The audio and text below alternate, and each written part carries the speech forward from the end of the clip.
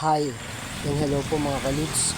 Update ko lang po kayo sa super typhoon na parating at kasalukuyang rumaragasa dito po sa may lalawigan po ng Cabanatuan City, Nueva.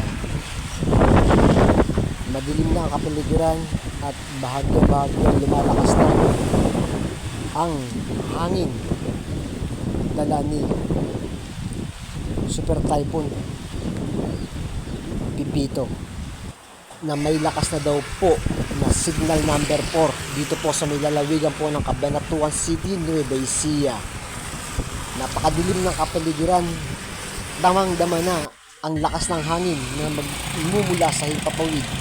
Kaya mga kaludes, mag-ingat, doble ingat po itong darating na napakalakas na super typhoon Pipito. Continuous pa rin po ang ating